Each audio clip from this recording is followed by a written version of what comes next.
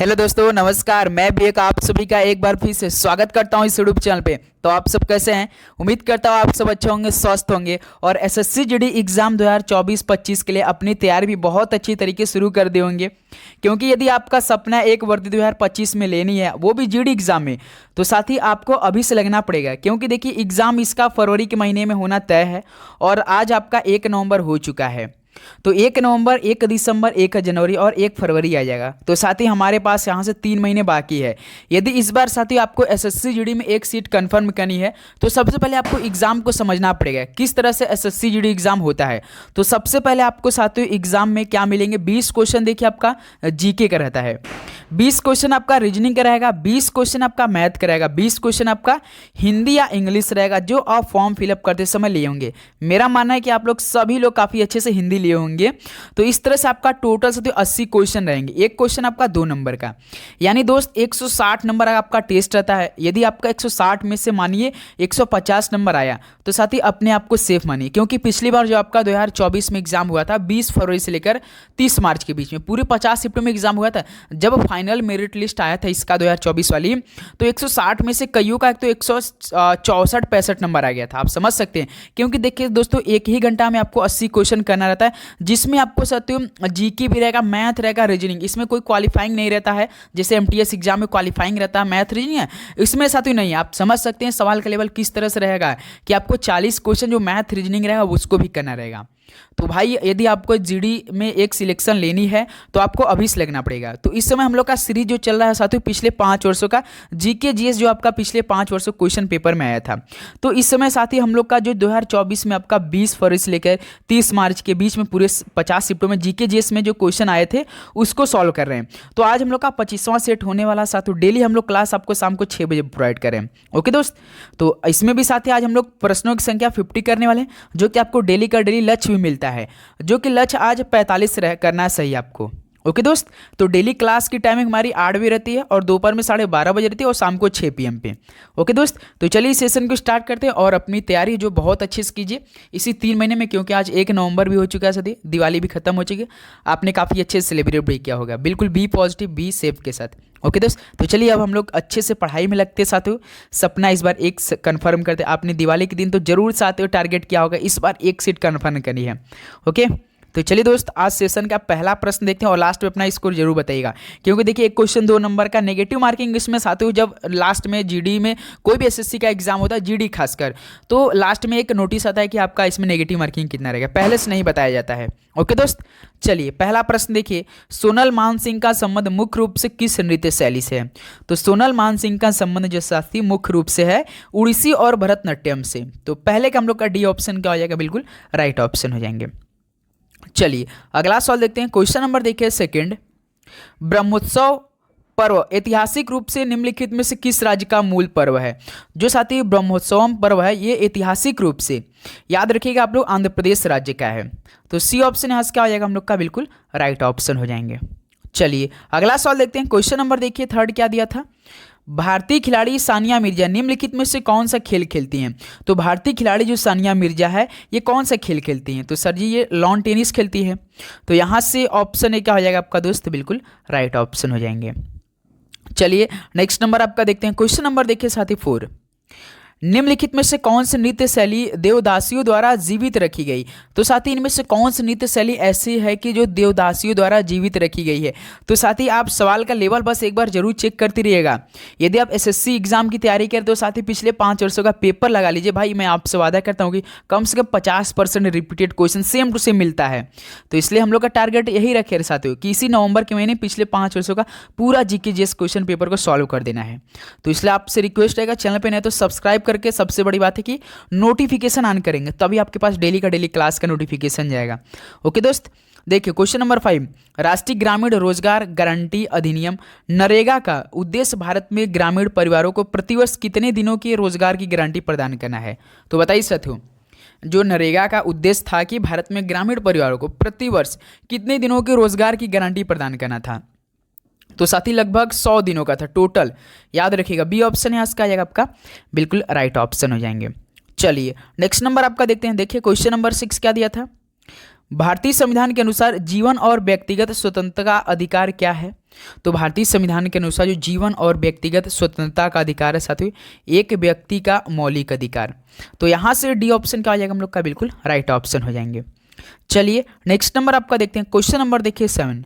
वाजिद अली शाह के संरक्षण में 19वीं शताब्दी ने किसका एक स्वर्ण युग देखा था? तो साथी जो वाजिद अली शाह के संरक्षण में 19वीं शताब्दी ने जो कि कत्थक का एक स्वर्ण युग देखा था। तो यहाँ से कत्थक आपका डी बिल्कुल राइट ऑप्शन होने वाले हैं। चलिए नेक्स्ट नंबर आपका देखते हैं। क्वेश्चन नंबर देखिए 8। निम्नलिखित में से कौन सा तत्व एक एस ब्लॉक का तत्व है? तो साथ ही इनमें से एक जो तत्व है एस ब्लॉक का तत्व है, वो कौन सा एलिमेंट है एस ब्लॉक का? तो साथ ही रुबिडियम है। याद रखिएगा, यहाँ से बी ऑप्शन क्या हो जाएगा आपका? बिल्कुल राइट ऑप्शन हो जाएंगे। ओके, चलिए अगला सवाल देखते हैं। क्वेश्चन नंबर देखिए 9। अक्टूबर 2023 तक उड़ीसा का राज्यपाल निम्नलिखित में से कौन था? भाई देखिए, एसएससी का कोई भी एग्जाम दीजिए, एसएससी कभी भी साथियों नया सवाल नहीं पूछता है। ये आप अभी से टारगेट रख के चलिएगा। आपको पढ़ना है कम से कम 1 साल पहले का जो करंट अफेयर 2 से 3 क्वेश्चन आएंगे पेपर में, उसी के साथ। इसलिए हम लोग अभी से थोड़ा सा अपनी तैयारी है बिल्कुल एग्जाम को पॉइंट ऑफ व्यू देखते हुए उसी के तहत चलने वाले हैं। ओके, तो अक्टूबर 2023 तक उड़ीसा का राज्यपाल साथियों कौन था? तो याद रखिएगा आप लोग, रघुवर दास थे। तो बी ऑप्शन क्या हो जाएगा? सबका बिल्कुल राइट ऑप्शन हो जाएगा। इस समय आप लोग एमटीएस का एग्जाम दे रहे होंगे तो और देख रहे होंगे किस तरह से एसएससी हर शिफ्ट में जो सवाल का करंट अफेयर का पूछ रहा है वो किस वर्ष का पूछ रहा है। याद रखिएगा आप लोग। क्वेश्चन नंबर 10 देखिए। 2011 की जनगणना के अनुसार भारत में जनसंख्या का औसत घनत्व प्रति व्यक्ति प्रति वर्ग किलोमीटर कितना था? तो जो आपका 2011 की जनगणना के अनुसार था, भारत में जनसंख्या का औसत घनत्व 382 व्यक्ति प्रति वर्ग किलोमीटर था। तो यहाँ से दोस्त आपका 382 बी ऑप्शन बिल्कुल राइट ऑप्शन हो जाएंगे। ओके, चलिए अगला सवाल देखते हैं। क्वेश्चन नंबर देखिए 11। भारतीय संविधान के निम्नलिखित में से किस अनुच्छेद में राज्यों में विधान परिषद के सृजन का उल्लेख है? तो किस अनुच्छेद में ऐसा है कि राज्यों में विधान परिषद के सृजन का उल्लेख है? तो अनुच्छेद 169 में है। यहाँ से ऑप्शन है आपका क्या होने वाला है? बिल्कुल राइट ऑप्शन हो जाएंगे। ओके, चलिए नेक्स्ट नंबर आपका बढ़ते हैं। क्वेश्चन नंबर देखिए साथ ही 12 क्या दिया है। 2011 की जनगणना के अनुसार भारत में साक्षरता दर कितना प्रतिशत है? तो आप देखेंगे साथियों इसमें 74.04 हो गया, लेकिन यहाँ तो ऑप्शन दिया नहीं है, लेकिन साथियों बिल्कुल उसके आसपास वाला ही जाइएगा आप लोग। तो 72.99% ऑप्शन क्या हो जाएगा? बिल्कुल आपका राइट ऑप्शन हो जाएंगे। ओके, चलिए अगला सवाल देखते हैं। क्वेश्चन नंबर देखिए 13। भारतीय खिलाड़ी अरुणा मिश्रा कौन सा खेल खेलती हैं? तो साथ ही बताइए, आपको देखेंगे हर शिफ्ट में बिल्कुल जो हम आज के सेशन में सॉल्व करेंगे आपको बिल्कुल मिलता जुलता मिलेगा, क्योंकि देखिए एसएससी जीडी एग्जाम है। तो जैसे कि एक दिन में आपका 3 शिफ्ट होता है, तो हमने साथ ही 25 सेट का जो आपका 25वां सेट था उसको लिया है, यानी आपका 2 से 3 क्वेश्चन एक तरह देखने को मिलेगा। वही सवाल नहीं रहेगा, लेकिन तो बिल्कुल सेम रहेगा। जैसे कि भारतीय खिलाड़ी अरुणा मिश्रा कौन सा खेल खेलती है? तो मुक्केबाजी। ऑप्शन यहाँ से क्या हो जाएगा आपका? बिल्कुल राइट ऑप्शन हो जाएंगे। चलिए नेक्स्ट नंबर आपका देखते हैं। क्वेश्चन नंबर देखिए 14। भारत की पहली पंचवर्षीय योजना किस पर आधारित थी? किस मॉडल पर आधारित थी जो भारत की पहली पंचवर्षीय योजना थी? तो कब स्टार्ट हुई थी साथियों? 1951 में स्टार्ट हुई थी, जो कि हैरोडोमर मॉडल पर आधारित थी। तो यहाँ से देखिए आपका डी क्या हो जाएगा? ऑप्शन बिल्कुल राइट ऑप्शन हो जाएंगे। ओके, चलिए अगला सवाल देखते हैं। क्वेश्चन नंबर देखिए 15। उम्मीद करूंगा दोस्तों आप बहुत अच्छी से तैयारी करेंगे साथियों, और आप लोग हर एक क्वेश्चन काफ़ी अच्छे से समझ रहे होंगे और एनालिसिस भी काफ़ी अच्छे से कर रहे होंगे। किस तरह के हमें एग्जाम में मिलेंगे सवाल इस बार जीडी के एग्जाम में। देखिए क्वेश्चन नंबर 15। राष्ट्रीय नृत्य शिरोमणि पुरस्कार 2022 किसने जीता था? तो फिलहाल में एसएससी एमटीएस ने बिल्कुल सेम क्वेश्चन पूछा था ये, तो याद रखिए दोस्तों, अपर्णा सतीशन ने करवाया था। भाई हमने ये कम से कम आपको बताएं एमटीएस एग्जाम के लिए 10 बार सवाल कराया होगा। तो राष्ट्रीय नृत्य शिरोमणि पुरस्कार 2022 अपर्णा सतीशन ने जीता था। नेक्स्ट नंबर आपका देखते हैं। क्वेश्चन नंबर देखिए 16। क्या पूछा था सवाल? भारत के निम्नलिखित में किस राज्य में फ्लेमिंगो त्यौहार आयोजित किया जाता है? तो साथ ही भारत के किस राज्य में फ्लेमिंगो त्यौहार आयोजित किया जाता है? तो याद रखिए आंध्र प्रदेश राज्य में। यहाँ से ऑप्शन आपका क्या बनेगा? सी बिल्कुल राइट ऑप्शन हो जाएंगे। ओके, चलिए नेक्स्ट नंबर आपका देखते हैं। क्वेश्चन नंबर देखिए 17। डैश विधवा पुनर्विवाह संघ 1861 के संस्थापक कौन थे? तो साथ ही डैश विधवा पुनर्विवाह संघ 1861 के संस्थापक की बात कराएं तो महादेव गोविंद रानाडी थे। ऑप्शन क्या हो जाएगा? सबका डी बिल्कुल राइट ऑप्शन हो जाएंगे। ओके, चलिए नेक्स्ट नंबर आपका देखते हैं। क्वेश्चन नंबर देखिए 18। शुंग द्वारा उपयोग की जाने वाली लिपि ब्राह्मी का एक प्रकार थी और इसका उपयोग किस भाषा में लिखने के लिए किया जाता था? तो साथ ही याद रखिए ये संस्कृत भाषा लिखने के लिए किया जाता था। जो शुंग द्वारा उपयोग की जाती थी लिपि सदी ब्राह्मी का एक प्रकार थी और इसका उपयोग हमेशा संस्कृत भाषा लिखने के लिए किया जाता था। ऑप्शन यहाँ से एक आ जाएगा आपका, बिल्कुल राइट हो जाएगा। ओके, चलिए अगला सवाल देखते हैं। क्वेश्चन नंबर देखिए 19। आईसीसी अंडर 19 महिला T20 विश्व कप 2023 निम्नलिखित में किस देश ने जीता? तो साथ ही जो अंडर 19 महिला T20 विश्व कप हुआ था 2023 वाला, वो किस देश ने जीता था? तो आप समझ सकते हैं सदैव भारत ने जीता था। यहाँ से ऑप्शन ए क्या हो जाएगा आपका, बिल्कुल राइट ऑप्शन हो जाएंगे। चलिए अगला सवाल देखते हैं। क्वेश्चन नंबर देखिए 20। जेम्स ऑगस्टस हिक्की को किसका जनक भी माना जाता है? तो साथ ही जो जेम्स ऑगस्टस हिक्की थे, इसको साथ ही याद रखिए भारतीय पत्रकारिता का जनक भी माना जाता है। यहाँ से हम लोग का डी ऑप्शन बिल्कुल राइट ऑप्शन होने वाला है। ओके, चलिए नेक्स्ट नंबर आपका देखते हैं। क्वेश्चन नंबर देखिए 21। फसल कटाई उत्सव लोहड़ी निम्नलिखित में किस महीने मनाया जाता है? तो साथ ही फसल कटाई उत्सव लोहड़ी ये किस महीने मनाया जाता है बताइएगा आप लोग। तो याद रखिए जनवरी के महीने मनाया जाता है भाई लोहड़ी। जब हम लोग पतंगबाजी करते हैं कब, 15 जनवरी को, इसी को लोहड़ी भी मिलते हैं। याद रखिए फसल कटाई उत्सव रहता है उस समय। लोहड़ी किस महीने मनाया जाता है? तो जनवरी के महीने में। डी ऑप्शन बिल्कुल राइट हो जाएगा। चलिए अगला सवाल देखते हैं। क्वेश्चन नंबर देखिए 22। डैश वर्ष 1980 में ऑल इंग्लैंड बैडमिंटन चैंपियनशिप जीतने वाले पहले भारतीय कौन थे? तो साथ ही वर्ष 1980 में ऑल इंग्लैंड बैडमिंटन चैंपियनशिप जीतने वाले पहले भारतीय कौन थे? तो याद रखिए प्रकाश पादुकोण थे। तो यहाँ से ऑप्शन सी क्या हो जाएगा, बिल्कुल राइट ऑप्शन हो जाएंगे। चलिए नेक्स्ट नंबर आपका देखते हैं। क्वेश्चन नंबर देखिए 23। निम्नलिखित में से कौन संगीत वाद्य यंत्र शहनाई वादन के लिए प्रसिद्ध है? इनमें से तो याद रखिए अली अहमद हुसैन, जो कि साथ ही संगीत वाद्य यंत्र शहनाई वादन के लिए प्रसिद्ध है। तो यहाँ से ऑप्शन आपका बी बिल्कुल राइट हो जाएगा। ओके, चलिए अगला सवाल देखते हैं आपका। क्वेश्चन नंबर देखिए 24। वर्ष 2023 तक अनुच्छेद 51A में अंतिम मौलिक कर्तव्य कब जोड़ा गया था? तो साथ ही वर्ष 2023 तक अनुच्छेद 51 में अंतिम मौलिक कर्तव्य जो है ये कब जोड़ा गया था, किस वर्ष में जोड़ दिया गया? तो भाई याद रखिए 2002 में।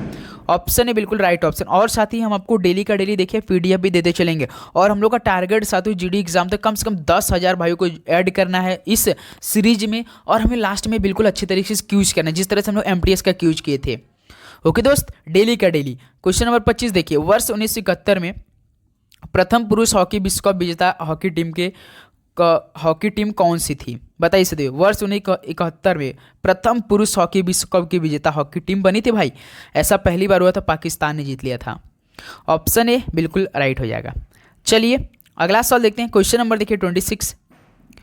निम्नलिखित में से कौन सा देश भारत के साथ सबसे लंबी भूमि सीमा साझा करता है? तो कौन सा देश भारत के साथ सबसे लंबी भूमि सीमा साझा करता है? तो आप जानते हैं बांग्लादेश सबसे अधिक करता है, जो कि 4096 किलोमीटर करता है। और सबसे कम कौन करता है? 106 किलोमीटर, जो कि साथ ही अफगानिस्तान करता है। याद रखेंगे, सबसे अधिक बांग्लादेश, सबसे कम अफगानिस्तान। 4096 किलोमीटर समथिंग आपका बांग्लादेश, 106 किलोमीटर बिल्कुल एग्जैक्ट अफगानिस्तान करता है। ओके, चलिए अगला सवाल देखते हैं। क्वेश्चन नंबर देखिए 27। राज्यसभा का सदस्य बनने के लिए न्यूनतम आयु कितनी होती है? तो साथ ही राज्यसभा के यदि आप सदस्य हैं, तो यदि आपका प्रधानमंत्री का पद लेना है तो आपको आयु कितनी होनी चाहिए? देखिए राज्यसभा का अलग होता है, लोकसभा का अलग होता है। आपको हमें बताना चाहिए कि राज्यसभा में यदि आप सदस्य हैं, तो यदि आपको मतलब कि प्रधानमंत्री बनना है तो आपकी उम्र कितनी होनी चाहिए? यदि आप लोकसभा के सदस्य हैं तो आपकी कितनी उम्र होना चाहिए कि आप प्रधानमंत्री के पद पर बन सकते हैं? बताइए, कमेंट बॉक्स बताइए, दोनों का बता सकते हैं आप लोग। तो राज्यसभा के सदस्य बनने के लिए न्यूनतम आयु कितनी होनी चाहिए? तो 30 वर्ष होनी चाहिए। यहाँ से इस सवाल का तो डी ऑप्शन आपका बिल्कुल राइट होने वाला है। ओके, दोनों के सवाल आप लोग राइट ऑप्शन कमेंट बॉक्स में बताइएगा। चलिए अगला सवाल देखते हैं। क्वेश्चन नंबर देखिए 28। भारत में लोहे की उत्पत्ति पर कितने प्रमुख सिद्धांत स्थापित किए गए हैं? तो भारत में जो लोहे की उत्पत्ति पर प्रमुख सिद्धांत स्थापित किए गए हैं, टोटल आपका 2 सिद्धांत।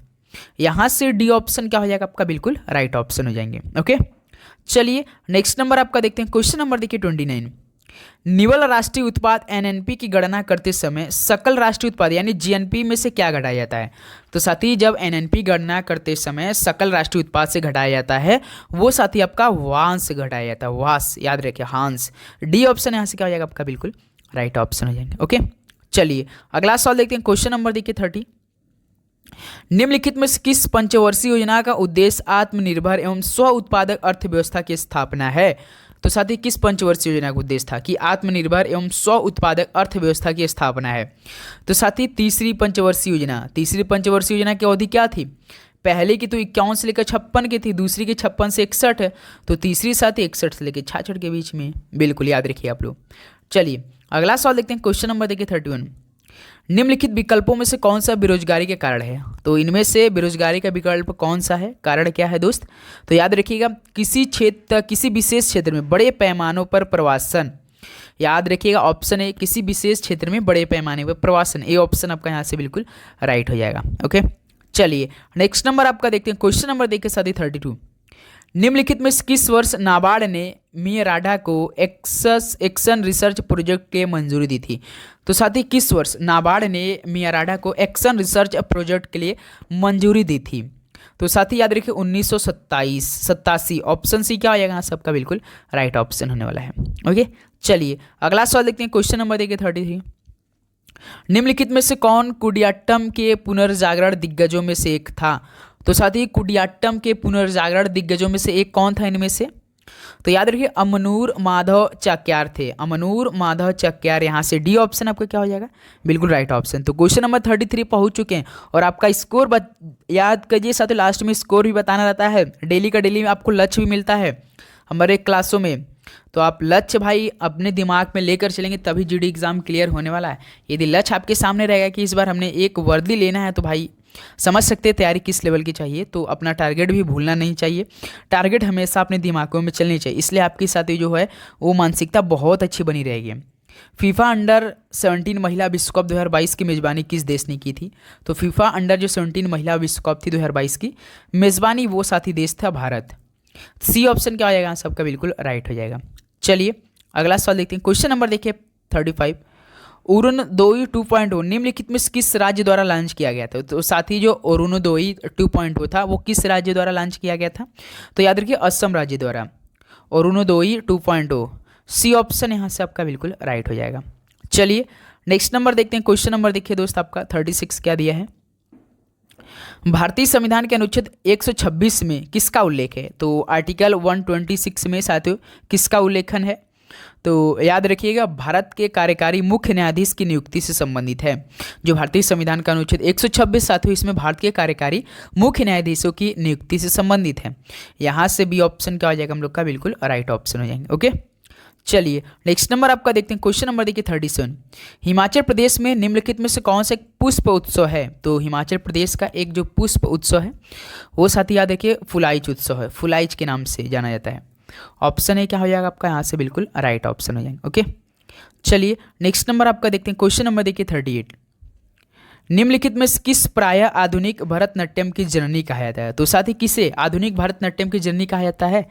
तो याद रखिए रुक्मणी देवी अरुंडेल को। तो भाई आप याद रखिए सबसे अधिक आपके जीडी एग्जाम में स्टैटिक जीके का ही सवाल आने वाला है। तो हम साथी जो दोपहर के 12:30 बजे क्लास ले रहे हैं इसमें आपका स्टैटिक जीके का ही सवाल ले रहे हैं, याद रखिएगा आप लोग। चलिए नेक्स्ट नंबर आपका देखते हैं, क्वेश्चन नंबर देखिए दोस्त आपका 39। निम्नलिखित में से कौन सा तापमान एसआई का मात्रक है। तो मेरे भाई कौन सा तापमान का एसआई मात्रक है इनमें से।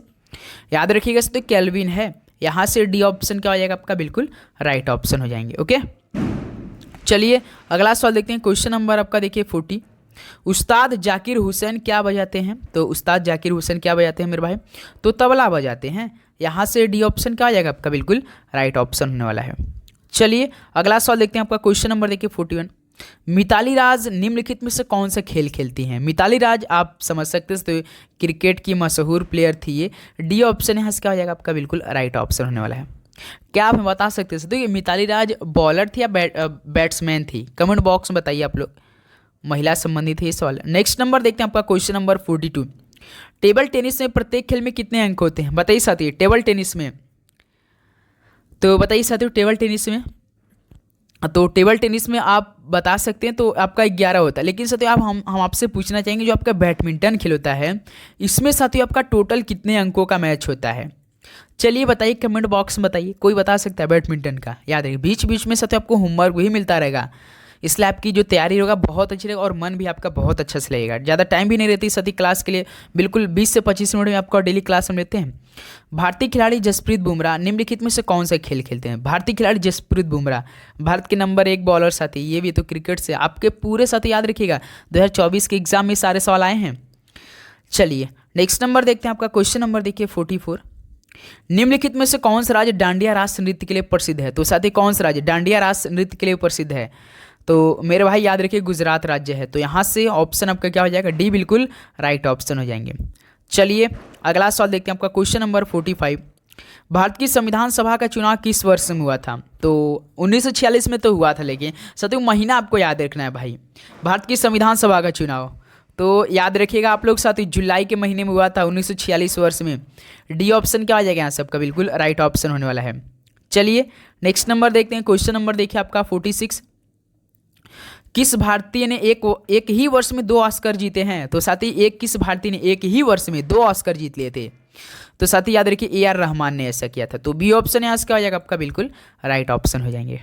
ओके चलिए नेक्स्ट नंबर आपका देखते हैं, क्वेश्चन नंबर देखिए 47। भारत में गरीबी रेखा आमतौर पर कैसे निर्धारित की जाती है? तो साथी भारत में गरीबी रेखा आमतौर पर कैसे निर्धारित की जाती है?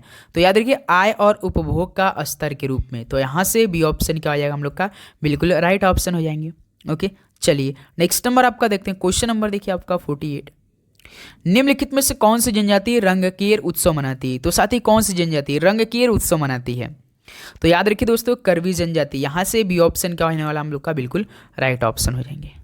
ओके चलिए नेक्स्ट नंबर आपका देखते हैं, क्वेश्चन नंबर देखिए 49। भारतीय संविधान के निम्नलिखित में से किस अनुच्छेद में राज्यपाल द्वारा शपथ अथवा प्रतिज्ञान का उल्लेख है? तो साथ ही भारतीय संविधान के किस अनुच्छेद में राज्यपाल द्वारा शपथ अथवा प्रतिज्ञान का उल्लेख है?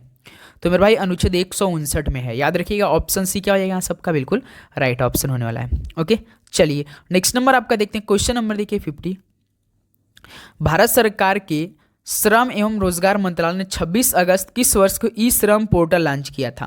तो साथ ही भारत सरकार की जो श्रम एवं रोजगार मंत्रालय ने, देखिए सवाल ऐसे पूछेगा कि श्रम जो ई श्रम पोर्टल लॉन्च है ये किस मंत्रालय ने स्टार्ट किया था? तो साथ ही याद रखिए श्रम एवं रोजगार मंत्रालय ने स्टार्ट किया था, जो कि 26 अगस्त 2021 को लॉन्च किया था भाई। ये आप जरूर बातें याद रखिएगा, एक तो किस वर्ष में किस मंत्रालय ने इस श्रम पोर्टल को लॉन्च किया, ये दोनों बातें याद रखिए क्योंकि सवाल घुमाएगा आपके पेपर के लिए। तो यहाँ से ऑप्शन सी हम लोग का राइट हो जाएगा। चलिए अगला सवाल देखिए, क्वेश्चन नंबर 51। आज देखिए दोस्तों 51 क्वेश्चन करना था। तो भारत की जनगणना 2011 के अनुसार बिहार की कुल साक्षरता दर कितनी है? बिहार की पूछ रहा साथी। 2011 की जनगणना रिपोर्ट के अनुसार था वो बिहार की साथी जो साक्षरता थी 61.8% थी। यहाँ से सी ऑप्शन आपका बिल्कुल राइट ऑप्शन होने वाला है। तो साथी इस तरह से आपका टोटल 51 क्वेश्चन कंप्लीट हो चुका है। अब बताइए आप लोग का इन 51 क्वेश्चन में से यानी 102 नंबर को हो गया भाई टेस्ट ही तो आपका। चलिए 100 नंबर का ही आप बताइए कि आप 51 में से कितना सही कर पाए आप लोग। बिल्कुल ईमानदारी से बताएंगे सभी दोस्त। और अपने जो भी एमटीएस की एग्जाम की भी तैयारी करें तो भी साथ ही क्लास ले सकते क्योंकि पूरा सवाल बिल्कुल सेम है भाई, कुछ भी बदलाव नहीं। एमटीएस और जीडी देखिए बिल्कुल एक एग्जाम है, इसमें एमटीएस में क्वालिफाइंग करना रहता है, इसमें क्वालिफाइंग नहीं करना रहता है, बस इसी में अलग है, नहीं तो सही भाई वही है। इंग्लिश उसमें भी सेम आती है, इसमें भी हिंदी बस उसमें नहीं आती एमटीएस में, इंग्लिश रहती है उसमें। तो बिल्कुल बस साथियों आपको डेली क्लास ऐसी प्रोवाइड मिलती रहेगी। चैनल पे नहीं तो आप लोग सब्सक्राइब करके बेल नोटिफिकेशन ऑन करें। और भी कोई भी जीडी एग्जाम के बारे में आपका डाउट है तो सर जी जरूर बताइएगा आप लोगों से। ओके दोस्त, रिक्वेस्ट रहेगा। तो चलिए दोस्त मिलते हैं कल सुबह 8 बजे एक नए मॉडल पेपर के साथ। सभी को एग्जाम के लिए बेस्ट, आप लोग अच्छे से रिवीजन करिए क्योंकि दोस्तों अब देखिए नवंबर का महीना स्टार्ट हो चुका है, अब सर्दी भी आने वाली है। तो भाई अब आपको अच्छे से बिल्कुल डेली कुछ ना कुछ जरूर देखते रहिए साथी। यदि आपका टारगेट है कि सपना 2025 में एक वर्दी लेना है भाई, कंपटीशन बहुत होने वाला है क्योंकि देखिए 53 लाख फॉर्म अप्लाई हुआ है। तो आप समझ सकते हैं सबसे अधिक 2025 में जो एग्जामों की तैयारी करेंगे विद्यार्थी वो सबसे अधिक साथी आप याद रखिएगा। एक तो एनटीपीसी का और आपका जीडी एग्जाम का। तो जीडी सबसे पहले हो जाएगा फरवरी के महीने में, उसके बाद आर्मी भाई है और आर्मी की भी तैयारी बहुत अच्छी से करानी है। ओके दोस्त, तो चलिए मिलते हैं साथियों नेक्स्ट सेशन में। सभी को जय हिंद, वंदे मातरम, पढ़ाई करते रहिए। ऑल द वेरी बेस्ट, धन्यवाद आप सभी को, शुभ रात्रि।